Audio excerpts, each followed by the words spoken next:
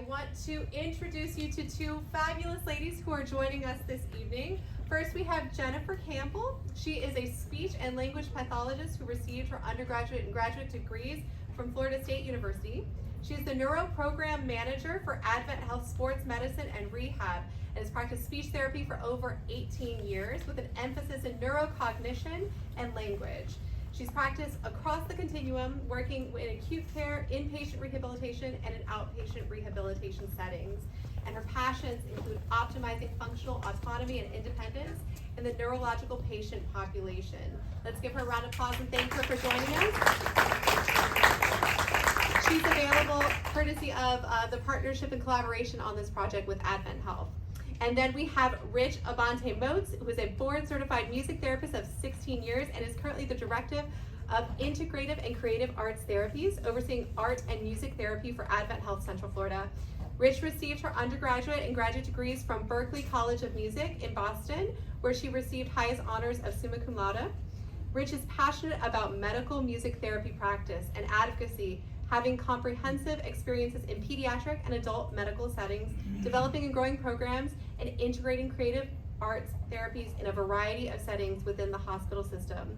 She has received additional training in NICU music therapy and neurologic music therapy and is a regular presenter at music therapy conferences. Let's thank Rich for joining us this evening as well. Our discussion this evening is framing important themes that we see through the lens of The Light in the Piazza, which is the production that we at Central Florida Vocal Arts are currently preparing for. It's a story that shares about a young woman, Clara, who is in her 20s, with her mother, Margaret, as they spend a summer in Florence, Italy. Clara has suffered a traumatic brain injury in childhood, and as a result has developmental delays that make her othered by her peers. And so in this setting, when she travels to Italy, because there is a language barrier, she isn't viewed as different, and it leads the parent to have to question what limitations they are placing on Clara and what kind of life is really possible for Clara. And so it brings up a lot of really wonderful discussion points around how we as a community can be more inclusive for a neurodivergent population and how we can better understand how they're processing the world. If this is your first time meeting Central Florida Vocal Arts, we are a nonprofit organization. We have been here 12 years in Central Florida, and we're on a mission to transform our community through arts education for all, as well as professional performances that inspire, and leading catalytic community dialogues like the one we're having this evening. So you'll get to hear a little bit of singing from the show, we'll get to have a discussion around the different themes that we hear in these songs, and hopefully we will inspire you and you'll join us for the full production November 15th and 16th. So those are us, those are our pictures. We talked about how fancy and wonderful we all are. And I want to pass it over to these wonderful women to lead us in the discussion around the themes that we're going to examine tonight. Good evening, everybody. How are y'all doing tonight? It's a beautiful night. Hi, Jennifer. Hello. I'm so looking forward to doing this again. Thank you, Teresa, for your invitation. And I said this last time too. Admittedly, I did not know the music for The Light in the Piazza before doing this project.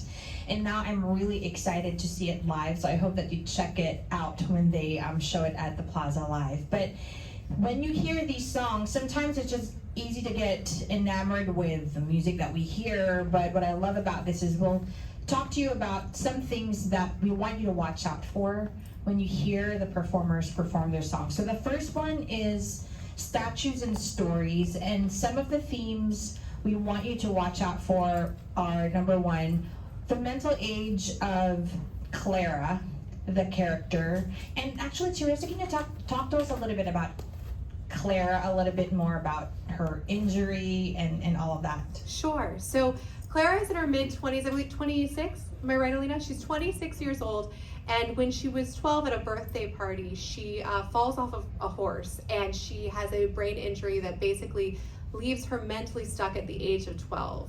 And so, you know, being a parent myself, a lot of us are parents in the room. It's easy to understand how a mother can sort of become overprotective in that position, in that circumstance. And so you have to then examine the piece and wonder, is Clara behaving the way she is only because of the injury, or is there some protective and enabling behaviors that leave Clara stuck in that way?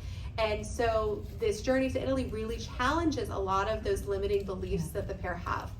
Thank you for that. And if you're not familiar with the character, this is not actually revealed until much later in the play, so it's really easy to miss that. So be listening out for the mental age of Clara and how that's presented in the way that she sings and or asks questions, her impulsivity and interrupting, and then what's another one? Her echolalia. Her echolalia. Can you explain a little bit? Sure, echolalia you'll hear in this piece is repetition of words and phrases, and it can really impact communication because someone with a brain injury can get stuck, for lack of a better word, of the same word or the same phrase coming out, or just repeating what the other person is saying. So you'll hear a little bit of that as well. Yeah, and then the last thing is just look at the difference between the mom, whose name is Margaret, and Clara, the daughter, in the way that they communicate and the things that they focus on in this song. And I would like to welcome up Alina Moon and Cameron Wager. Cameron has been so kind to cover for our actress. Amy Sue Hardy is out of town this evening, so Cameron is stepping in to cover the role of Margaret this evening. So super thankful for you for just jumping in the deep end. Alina and Cameron, why don't, before we go into it, I'd love for you to just talk a little bit about who you are, what your background is in performance, and what draws you to this piece. So Alina, let's start with you. Hi, I'm Alina Moon. I am a local performer, but I have also been performing all around the world before coming back to do this show. You were on a cruise ship when we offered you this role. Yeah, just going around Australia, Alaska, all the places. I do have a background in opera and musical theater, which is part of what drew me to this piece because no other musical, I think, has so much Italian in it, and it's so unique, and the story is just so lovely, and it's a piece I've been wanting to do for about 10 years. So. Awesome. And Cameron, tell us a little bit about you. Yeah, so I recently graduated from the University of Texas at Austin, Hook 'em Horns, and over there I pursued like music performance, vocal performance, and opera, and I've been pursuing opera for about a couple years now, and I just recently moved here, and I really love the community and everything, and I really love this musical so much. Like, it's been something that's been in my heart for like a long time, and I've always wanted to do this piece. It's just so moving and just so heartfelt, and I'm just so grateful to be a part of it. Well, I think both of these young ladies touch on something that is sort of unique to what we do at Central Florida Vocal Arts, which is my background is also as a classical singer, and we try and select repertoire that really uses a lot of classical undertones in a storytelling and compelling setting. And so we try and program pieces like this, and so this is very much in our talent wheelhouse, and we find a lot of times classical singers, so those of us who like to play both games find ourselves on our stages. So we're excited to have you both. Let's go ahead and hear our piece. What happened here? Well, on a central square in the city of the sun rose a palace. It was high and handsome, claiming the crown of a king. Where would that be? Where is that? In a tower, a warning bell would ring.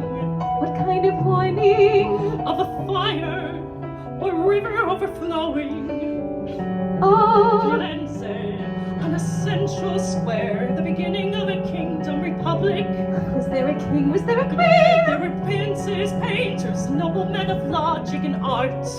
Firenze. Leonardo, Michelangelo, the star. That's a completely naked statue. 'Twas a dawning day, unfurling From the heart,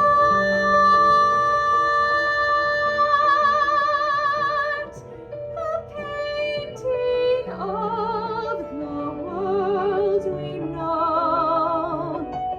the world we know. On a central square in a city made of statues and stories. Go on and tell me what they mean. You can faint and fake and blink and coming out of the dark. You can feel it. You can feel it. You can follow. You can follow. The star. We're on vacation. From an age to an age. From an age to an age. In Firenze. There's beauty of the world. It started then and there, and here we are. It's a new old world to me. It's a new old world, and we are here.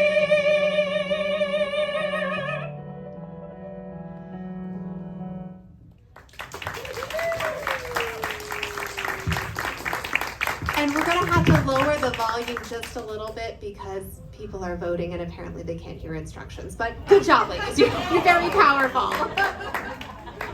So good. Thank you, ladies. So one of the things that I really hope we check out the live show, because there's a lot that can be missed. If you listen to the versions with the full orchestration, you can hear some of the musical nuance that I want to start out with first. I think there's a lot of, and I'm sorry in advance for the musical terms, but there's a lot of dissonance. So dissonance just meaning you feel tension, crunchiness. The notes yes. don't naturally go together. Which is interesting because it's kind of like an excitable piece, right? And if you listen to it closely, even Mom, Margaret, sings in this very lyrical way, and then whenever Clara responds with a question, her intervals are just kind of jumpy and all over the place, which I think immediately the music is trying to tell us something different about Clara. So I want to point that out. And so now, Jennifer, thinking about like the clinical things that we're thinking when we listen to this piece, starting with cognition first and foremost, and that idea of the mental age of persons with intellectual disabilities. And I want to start by reading this quote that I got from a primer. It's a very clinical research document, and it talks about how overall, most persons with a mild intellectual disability function at a mental age of 9 to 11 years as adults. So when you think about Clara, who's 26 years old, which 26-year-old, as you're talking about Firenze, starts saying, oh, like, look at that naked statue, right? And she's focused on a completely different thing. So Jennifer, let's chat a little bit about that. Sure. So you hear Clara in this piece, like Rich said, Mom is talking to her and telling her all the finer things about this art that they're looking at and where they are in the statue. And you hear Clara's attention is on very different things, right? And she's not processing the complexity of what Mom is describing to her. Her attention goes to much simpler things, for lack of a better word. And then you have the impulsive interjections. So Mom is explaining and giving instructions, and Clara is interrupting with different pieces of information or different questions. So I think that is what stood out to me the most. You heard a little bit of the echolalia in there. And then some of the childlike responses. Now, it doesn't mean that she is a child, right, and we'll touch on that later, or that we should treat her like a child, which we'll talk about later. But you hear a little bit more of those less than age-appropriate responses. Yeah, and I love that you brought that out, because that will be a repeated theme in the different songs. But just as a community, thinking about how just because an adult response is childlike doesn't mean that we treat them like a child, just because we know that they have an intellectual disability. So how can we respond in a way that honors the dignity of each person? And I'm always curious listening to this piece, is this how she would typically respond in her natural environment, in her natural home? Or has she lived in a world that's so protected? Because anytime you go through a major medical event like this, and now you're a caretaker, that's your child, you're a caretaker, you know, we don't ever want to see anything bad happen to them ever again, and we can sometimes limit them. So it is at 26, is this her first time in a place like this, seeing things like this? And, you know, she's having these responses because it's so unfamiliar and so different. You know, this is something that we experience in music therapy, because we see a lot of individuals with different varying abilities, and we use music as our means to address a particular goal, and sometimes we kind of have to toe the line with that caregiver, parent, patient dynamic, especially with adults with intellectual disabilities. A very basic example would be, I might see an adult in their 20s with an intellectual disability, and the parent or the caregiver would say, oh yeah, play Twinkle Twinkle Little Star for them. And as a music therapist, I kind of like, well, they're 25, right? Like, how could I honor this dynamic that they have, but also as a therapist treat the individual as their own whole, if that makes any sense. And then the other thing is the echolalia. Did y'all notice that, the repeating? That's pretty clear. I love that piece that you talked about, Teresa, last time, about how, if whatever you're comfortable sharing, about Sure. how about learning. So through both Amy Sue, who isn't here tonight, who plays Margaret, and myself, we both have autistic children. And so one of the things that for me was an early indicator was that my son used echolalia to communicate. And so what that looks like is a 2-year-old using language that is actually much more advanced than what you would expect from a 2-year-old, because he's repeating what he's hearing adults saying. And so he's not coming up with his own organic language. There's a repetition, and he could get sort of stuck in a loop. So one of the things that we were fortunate is we were able to identify that early, and he had a lot of therapy. And so I learned what I could do to, instead of redirect and make my son function as everybody else thought he should, was to meet him exactly where he was and celebrate the way that he was communicating. Because the more we honor communication, whatever its form is, the more we entice more engagement in that way. And so I think that that's, I'm sure we'll get there, but this idea of the village, where can we be instrumental in that? And I think that that's a really easy place to start, is instead of trying to make people fit into a narrow path that feels comfortable for us, meet people exactly where they are and honor the fact that they are engaging and communicating and expressing. And then we have a responsibility to try and make meaning out of that. I don't know if you experienced this with your son, but what I'm hearing with Clara is she's in this new and exciting 100%. And you're hearing it a lot of times. If you have tendencies towards echolalia or impulsivity, increased excitement, newness, that increased internal emotion can enhance those things. So I think we're hearing a lot of that from Clara as well. Absolutely, absolutely. One of the things that when you have especially a young child, you may be reticent to go and try new things, because just like all of us, when we're in a new environment and we don't know what to expect, we can sort of be on edge, we can be heightened, and the way that somebody who is not neurotypical might express that, it's excitement, but that very easily, and we'll talk about that in one of the pieces tonight. We're going to talk about one that features Margaret that we're not going to sing, but we're going to talk through it. Sometimes that excitement can turn quickly to anxiety, to frustration, to overwhelm, to freeze, and sort of that come apart. So it is a very tricky balance there. Would you have suggested to mom, if you could, to use more language like, tell me what you see? Absolutely, open-ended question to you. 1000%. I would also, were I her mother, I would pre-frame the experience. So we use pre-framing in our household a lot, which is just to set an expectation of this is what's going to happen. This is what you're going to see. This is how we might feel about that when that happens. And it helps to alleviate some of that sort of surprise and sort of getting to an overwhelmed state, because they've already thought this is what's going to happen next. I love that you brought out the connection piece, right? Like meeting the child where they're at. Same thing with a mom and Clara. This is something that we do a lot in music therapy, where we would sing back what we hear, what the expression is, and then go from there. And we may end up going to a more functional phrase or something like that, but it's just that establishing that connection is so important. And I want to highlight something that happens later on in the song, where the mom actually repeats Clara instead of the other way around, which I think goes back to that connection and meeting where they're at. So absolutely, and we get very excited and passionate about all this, and a lot of what we were just talking about, even with the echolalia, the repetition, the honoring expression. I think another point is anybody who's spent enough time in a teaching setting, in a therapeutic setting, even just completely holistic, just non-neurotypical folks, we want to hear our experience mirrored back to us.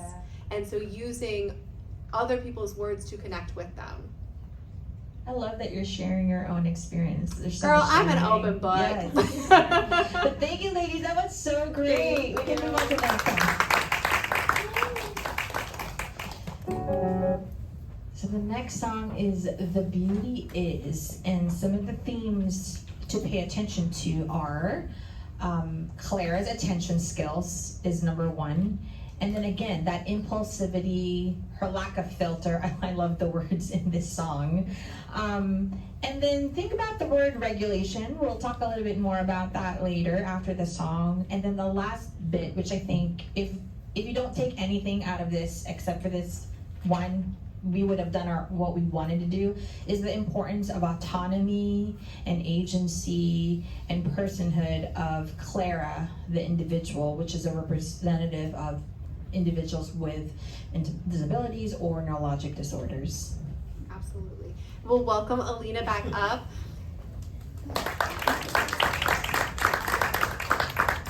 The music nerd in me wants you to pay attention to something that you'll hear in this, and then also where we end up, which is the staccato nature of her line in this. It feels very scattered, kind of all over the place.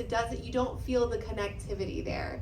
And so even though she's happy, there isn't this through line of connection. And then look at where she ends up, the final piece that we'll do this evening called The Light in Piazza, how her vocal line sounds different than what you're going to hear in this piece.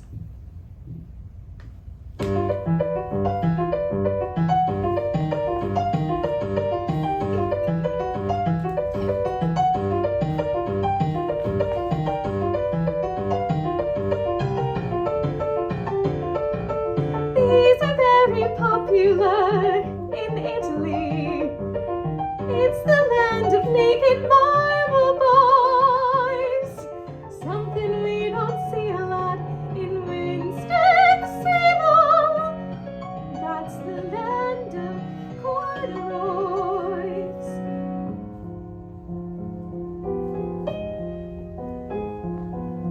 I'm just someone in an old museum, far away from home as someone can go. But the beauty is I still meet people I know. Hello, this is wanting something, this is reaching for it, this is wishing that a moment would arrive. This is taking chances, this is almost touching what the beauty is. I don't understand a word they're saying. I'm as different here as different can be. But the beauty is I still meet people like me. Everyone's a mother here in Italy. Everyone's a father or a son. I think if I had a child, I would take such care of her, then I wouldn't feel like one. I've hardly met a single soul, but I am not alone. I feel known. This is wanting something, this is praying for it, this is holding breath and keeping fingers crossed. This is counting blessings, this is wondering when I'll see that boy again. I've got a feeling there's just a someone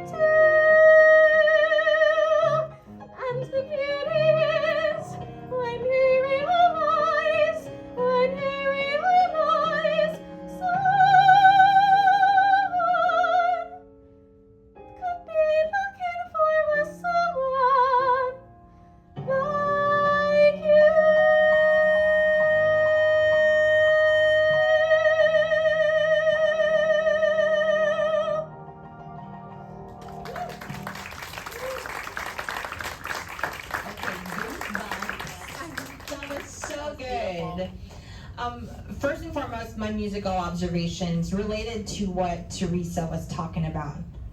Really jumpy in the beginning, right? The title is The Beauty Is. So in my mind, like, if I were to imagine what a song called The Beauty Is when it comes out, is this lyrical, sweeping, epic type of music that comes out, but it's like all those things. So again, it kind of like reflects maybe her thinking right at the very beginning, and then it has this jumpy, smooth, jumpy again.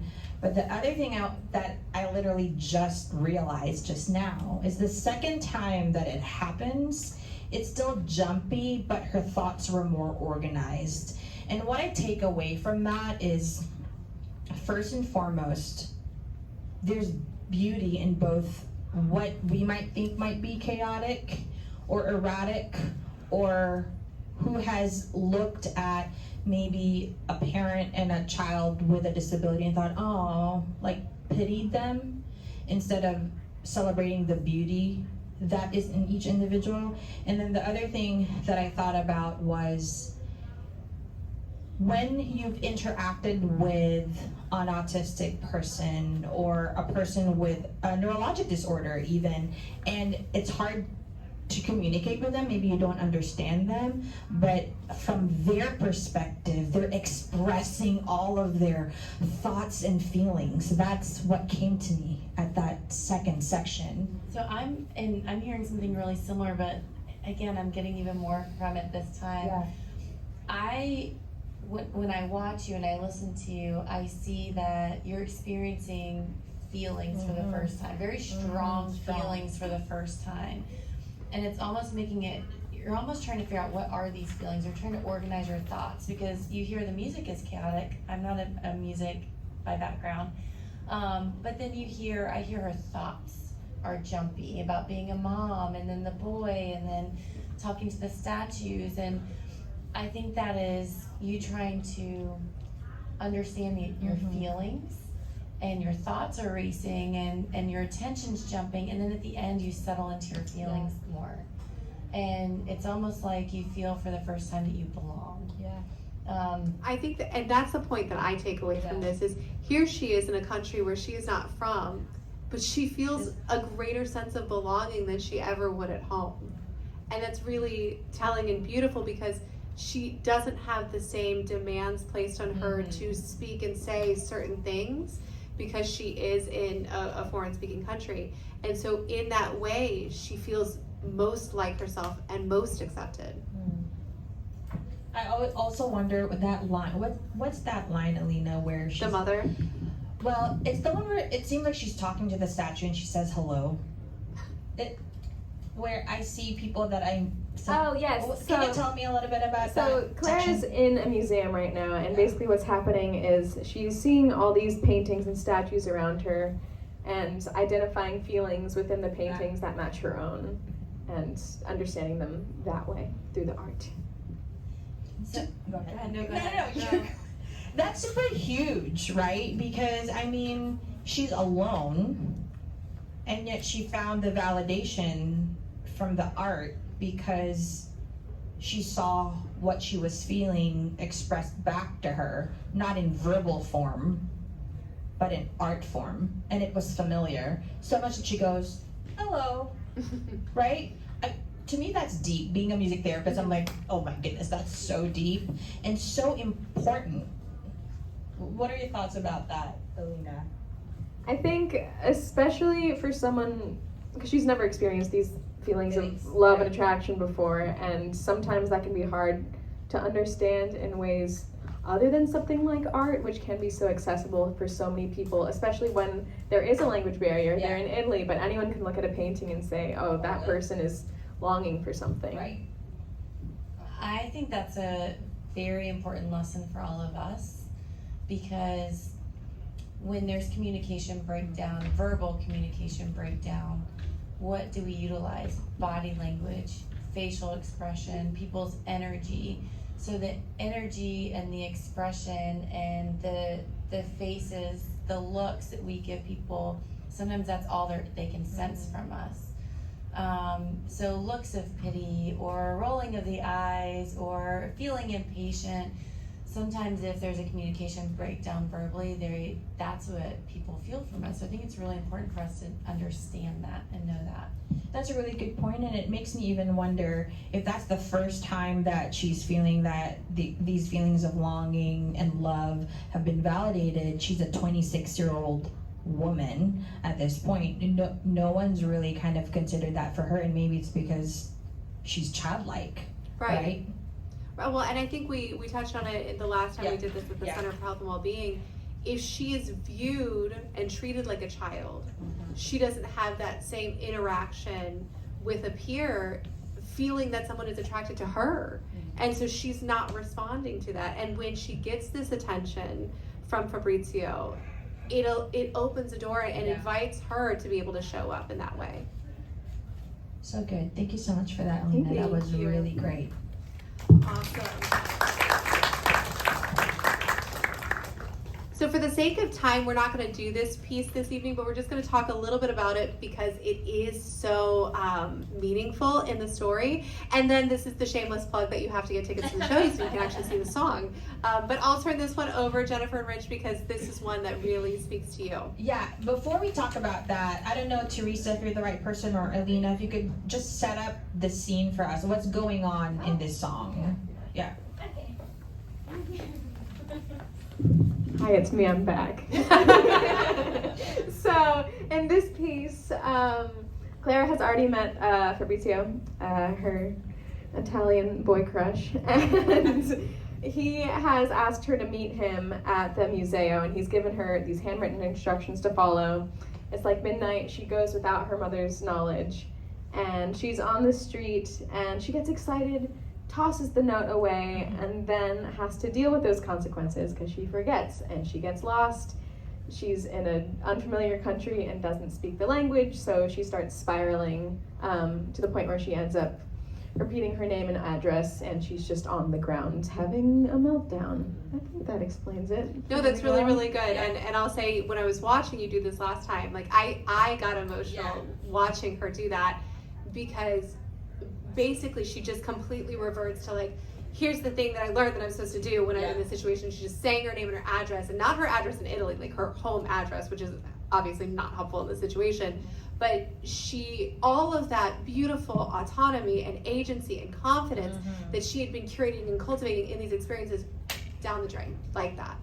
And so, and then it sort of ends with her mother coming in, and it's funny because you all see it one way and I see it immediately. I was like, so anyways, I won't spoil it. You go ahead and chat about that. And Alina, you can rest your little feet in your heels while we... One of the things that Jennifer and I talked about was related to, first, Clara comes into this scene reciting the directions to wherever she was going. The museo. And it seemed like she was confident, she's got it down, she's looking at the things, she's feeling so confident that she throws the thing away. And we talked about strategies, right? And how in therapies we work so hard to give these tools and strategies, but strategies are only effective if you use them. And you know, strategies, we implement strategies because we want to empower people to live as independently and confidently as possible, and sometimes you can still do that with the help of strategies. And she is using written information, she's saying it out loud over and over to herself to keep herself focused. But what can happen is the utilization of a strategy like that for memory is completely dependent on your focus and your attention. When you're using a strategy in a very structured environment, in your home, in your school life, it's routine, it becomes part of your daily life, it works really well. Now she's in a foreign country and she's trying to use this, and there's all sorts of things that are pulling her attention, and she's distractible because of her brain injury, and her attention breaks, and she does something impulsive like throw the instructions away, and now she no longer has her reliable strategy, and then she spirals. So the importance for me as a therapist of not only finding a strategy that works for somebody, but implementing that strategy in a variety of situations, not just in the structure of the day and the routine, and seeing if we can generalize that, so that we don't end up on the ground and hysterical. One of the takeaways for me is that the more anxious she got, the less successful she became. But then again, going back to this idea of personhood and agency, how what happens in the scene is she starts like seeing people, and the villagers are trying to help her. I mean, she's like, no, I'm okay, when clearly she's not okay. There's so many applications to this, because it's not just for individuals with intellectual disabilities, but how many of us have had a grandparent or a parent with dementia, or a loved one who's had stroke and has memory issues, and how they get frustrated because they know that they need help, but they have pride like we all do. We want to be independent. We want to be able to do things for ourselves, like get to a particular place that we need to get to, and how even our emotions and our mental state affect our functioning. It just goes back to, this is going to sound so cheesy because this is the Advent Health line, right? How caring for the whole person, and how it's not just the needs of the body, but also the mind and the spirit, and keeping the person as whole as possible will help them to become more successful just overall in life. Absolutely. And I would just say one other thing to keep in mind is, when we talk about strategies, we all use strategies. Yes. This is not for people with just developmental delays. I mean, a planner. We have a planner. We have a phone. Our phone is a strategy. The different apps that help keep us on course. We all use strategies to help us to hit our goals and be successful in life. And so that's all Clara's doing too. Her strategy just might look a little bit different about what she needs. And to your point, this is an invitation in the scene for the village to show up with empathy. So when she says, I'm okay, I'm fine. Yeah. You are okay and fine. And also, can I walk with you? Yeah. Like, help me, right? That when we see someone struggling, we don't have to look away from that. We can look at that and honor that and be with them in that space to help uplift and create a more connected, a safer space for all of us. Yep. Awesome. Moving right along, our next piece is Say It Somehow. And this is when we get to meet our wonderful, what did you call him? Our Italian boy crush? Our Italian boy crush, Fabrizio. And he's played by the illustriously talented Edwin Perez. So why don't you both come up here and we'll talk about that a little bit. And then Edwin, you have to introduce yourself too. Hello, I'm Edwin Perez. I play the Italian boy crush, Fabrizio. I am also a performer in Orlando, 21, so it's only been a few years. And yeah, I'm happy to be back with CFVA. I was in Secret Garden with them last year, so very, very happy to be back. Are you gonna brag about that at all? Do you want me to brag on you? Did you win like an award or something? Oh! You did. Were you like best performance of 2023 in Matt Palm's end of year awards? Maybe. Yeah, you were one of those. So he's really good. And he is 21, so quite literally a child. So we are very excited to have him back. Thank you. Happy to be here. So the themes here, thinking about the importance of simplicity when you're communicating with individuals with disabilities or neurologic disorders. I laughed at this last time because I actually counted the number of measures where they just say to each other as a means to communicate. And then having multiple ways of communicating, thinking about that lyric, I know the sound of touch me, anyway, you'll hear it in the song. And then self-worth, the idea of, again, that balance of leading versus following, giving the person that agency and autonomy. And how does the disability define Clara, especially in a relationship like this? Awesome. I'm going to turn up the volume on this one because I know this track is low, so the voter people might get mad at us, but you got to hear the track. So.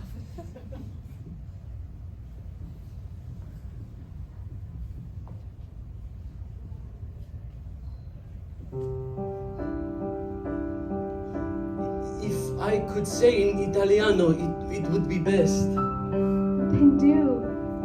Then say. No.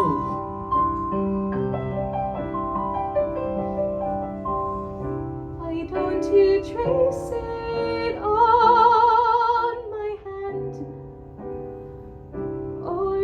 make a song, do anything.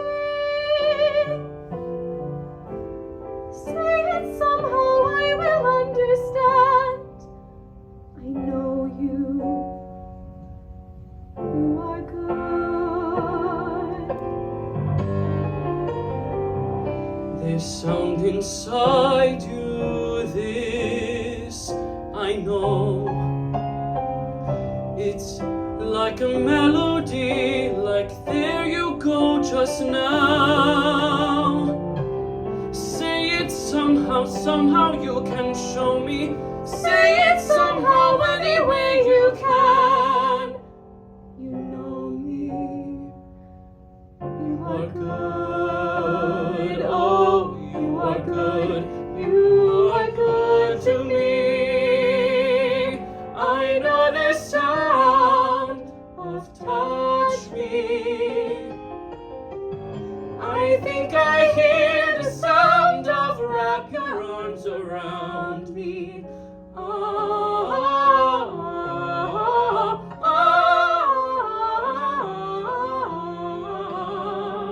Shout and dance in rings. Or say it silently. Tell me things. Oh, we'll play a game. You trace it on my skin.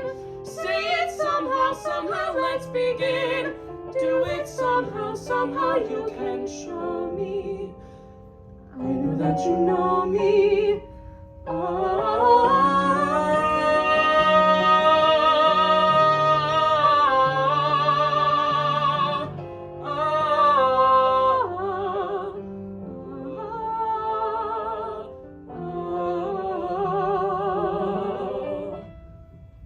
Will you marry me? No, it must be mine to ask Ask it. it then. I wish to be the one to decide. Decide. Will you? Yes! Will you marry me? Yes! You are good to me. I know the sound of touch me. I think I hear the sound of wrap your arms around me.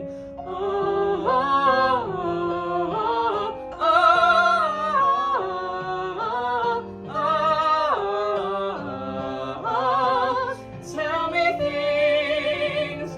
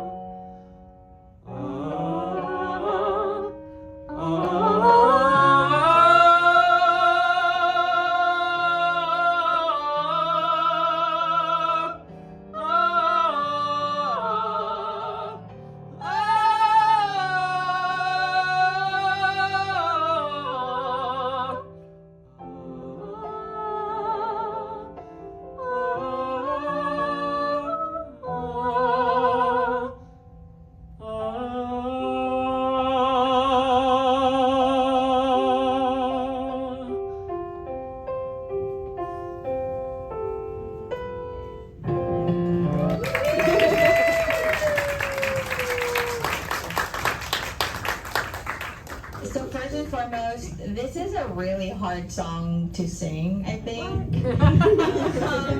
Which, if you're just kind of like lightly listening to it, it's got the most quintessential sweeping moments in the musical, but you're singing over some really hard harmony there and a lot of dissonance in the accompaniment, which when I was reflecting on that, I thought it painted such a good picture of the relationship between Clara and what is your character's name? Fabrizio. I have to say it that way. Fabrizio.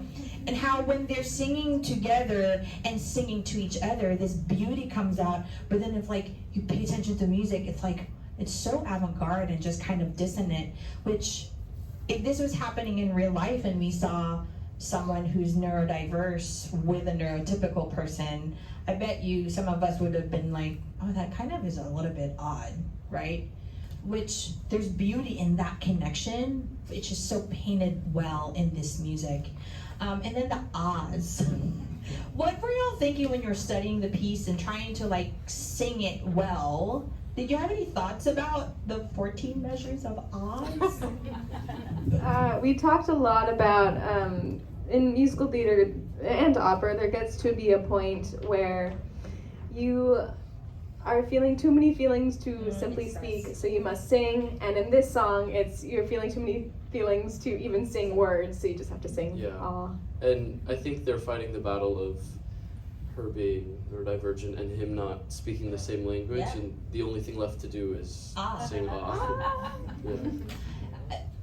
The effort there is something that we can take away as a community. Just even the effort of communicating in a very simple way goes so far and is so valuable. So I definitely want to pull that out and put that in our pocket, right? I want to reinforce too, to that note, that communicating is so much more than our words. You know, we can show kindness and understanding and empathy through so many other ways than our words. Our eye contact with somebody, our smile. You know, so many of us were in our own world now. We're on our phones. We're not looking around. A tap on the arm, just saying, "I hear you. I understand you." There's so many ways, other ways that we communicate, and you hear that in the song. Just draw it on my arm. You know, how can we communicate? Anything that we can do. The other thing that stands out to me here is, I know I mentioned this last time, but it just reminds me so much of the book Still Alice, if any of you have read that. It's a story of a woman who has young onset dementia. And by the end, she is looking around, she's in her home, she's looking at her children and her husband, and she says, I know these people, I don't know who they are, and I don't know their names, but I know I love them and I feel their love. So the communication and the cognition had really started to become impacted, but she could still feel the love. And that's what I feel when I watch this piece. Well done, both of you. It was really great. And that's the last one, right? Teresa? Is that the last one? Yes, this last piece is the title song of the show. And I want to remind you what we spoke about when we heard Alina sing The Beauty Is versus what we're going to hear when we listen to the Light in the Piazza from a musical perspective. So a few things to watch out for is the feeling of that conflict that Clara is feeling and Margaret is feeling that comes out from just the lack of understanding and the desperation from Clara's side of, I just want you to understand me and the feelings that I feel and my struggles, the need to be understood. And the other thing that I want to say is recognizing difference as a strength and how this comes out in this song beautifully. Absolutely. So Alina, let's welcome you back up. I know you should have been sitting right here with me. I think it's important to give this song specifically context so we understand why it feels so different. Yes, so this song happens basically at the top of Act 2. The previous song was the end of Act 1, and what happens is Margaret, Clara's mother, walks in on Clara and Fabrizio in the state of undress, if you will, and she freaks out and she whisks Clara away to Rome, and Clara is very upset because she has told Fabrizio that she would marry him, and here they have leaving the city. So things get very heated between Clara and Margaret. They end up having a very big fight, and Margaret slaps Clara, and this is the song I sing immediately after, just trying to communicate all my needs to Margaret. Yeah.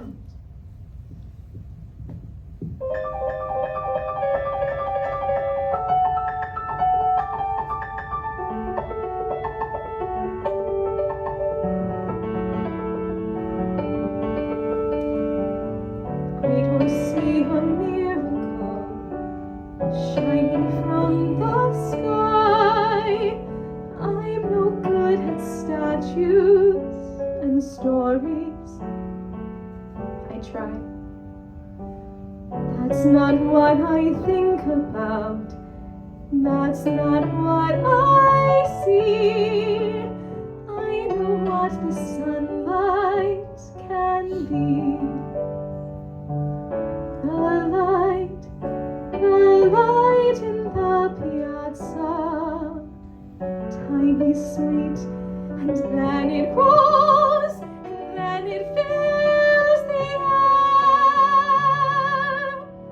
Who knows what you call it? I don't care. Out of somewhere I have something I have never had. And sad is happy. That's all I see. The light in the piazza. The light in the piazza. It's rushing up, it's pouring out, it's flying through the air, all through the air. Who knows what you call it, but it's there. It is there. All I see is all I want is tearing from inside. I see it now.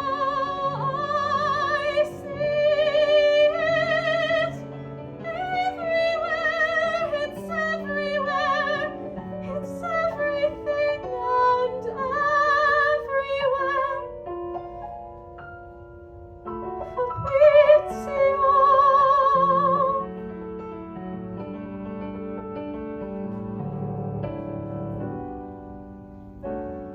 The light in the piazza, my love.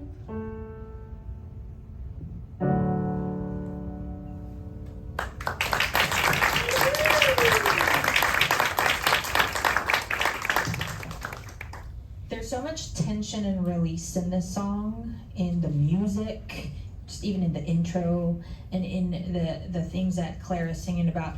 Does someone remember what the title of that first song was? Statues and Tories. Statues and Tories. Statues and Stories. But one of her first lines was, "I'm no good at statues and stories. I try. That's not what I think about." And then she says, what I'm good at is I know what the sunlight can be. I see that light coming through the piazza, and I recognize the beauty in that, which how many of us miss that every single day? And then going back to recognizing difference as a strength, because we could all have more of that. We could all have more of the, man, that sun is just beautiful right now. Or yesterday I drove home passing by and saw 2 rainbows at different spots, and I just went like this. That's so beautiful. You know, this is what I love about this song, is like I learned so much just from Clara's expressions in this song. You have anything, Jennifer? More of the same. I think that, you know, instead of looking at someone like Clara with sympathy, pity, she sees the world in a beautiful way, right? She's seeing the sunlight, she's paying attention to the sounds. Mom was so concerned about teaching her the art history and the details of the statues. And Clara, again, going back to that first piece, if we would have said, what do you see? What do you notice? And meeting her where she is. And that, imagine if someone said that to you, I noticed the sunlight. It would have made you really pause and think, okay, I need to take a breath here, and what's beautiful around me, and what do I notice, and how much can we learn from Clara and the way she sees the world. And I think that this is a big takeaway for me, is there is so much beauty in the way she sees the world, and we should appreciate that. Even as a parent, I get something from this, you know, like when she says, well, who knows what you call it, I don't care. As a parent with a son who's growing, I'm always like correcting. Yeah. No, this is called that. But a lot of times we miss out on just the joy of that moment, and just living in that moment and grabbing hold onto that joy, because we just need more of that. So I hope that we go out of this room just keeping that in mind.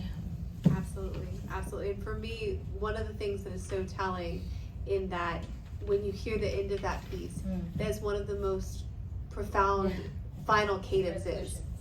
So a cadence of that, my love, and you ba, it settles at the end in a way that most other pieces in this show do not.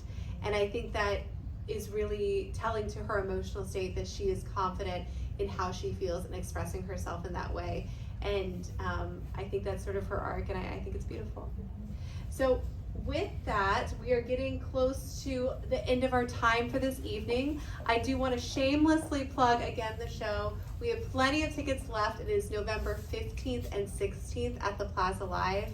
And if you enjoyed this, you need to imagine what it would sound like with a chamber orchestra, full cast, lights, costumes to tell you this really moving story. So we hope that you will join us. We hope that you will share this with friends, and we want to open it up for the opportunity for you to ask us any questions that you might have.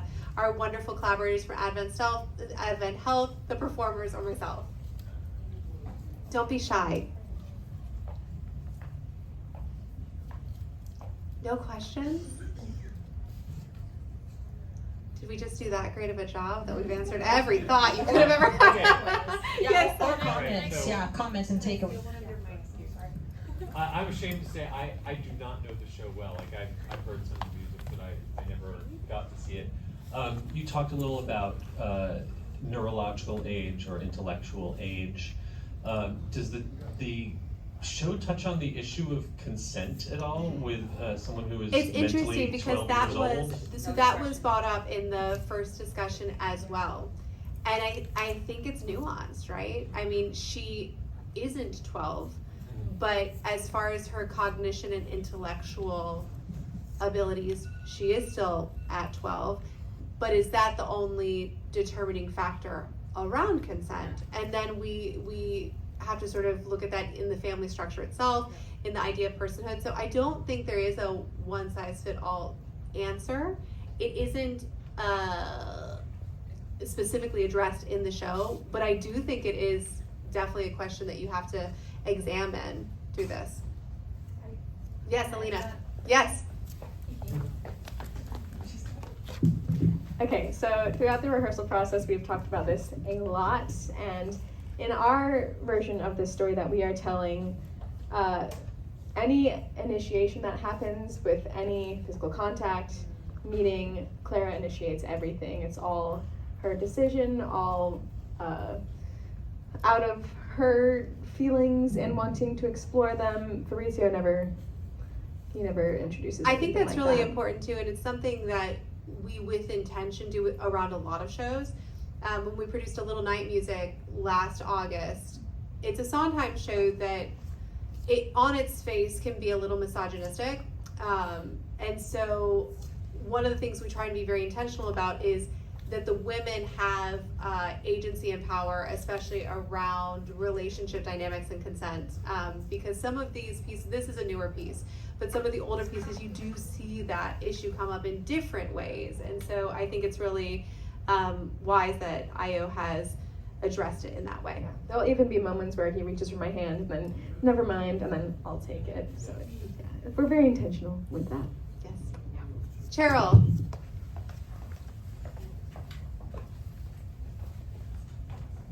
Thank you. I'm probably loud enough without it, but just in case. I've had and you know this, I've had the opportunity to see this show several times. And before Teresa put together this program, it's not that obvious that there's something cognitively wrong in that the first 3 times, or maybe I'm dense, but the first 3 times I saw it, my interpretation was, is there something wrong, or is the mother overprotective because there's something wrong, or is the mother overprotective and it's causing her to not be able to make her own decisions? So the show is much more subtle. I know we're doing this evaluation, it's much more subtle than that, in that it's a beautiful show about a young woman that falls in love. Yeah, absolutely. And I think that to answer that question is yes and. Yeah. Yep, yes. And is she having such profound effect because of the mother's impact and that enabling and limiting that happens. And so I think it's both. And unfortunately, that's something that you also see a lot in real life. Any other questions? This will be the last one because we're at 8 o'clock and they're kicking us out, friends. So one last question, if there are any. Otherwise, please take a flyer. Please join us for the show. Please share with friends. It's a stunning production. We want to make sure that we're able to share it with our community. Thank you all so much. Round of applause for our amazing collaborators from Advent Health, our performers, and to you for coming out. Thank you so much. Have a great night.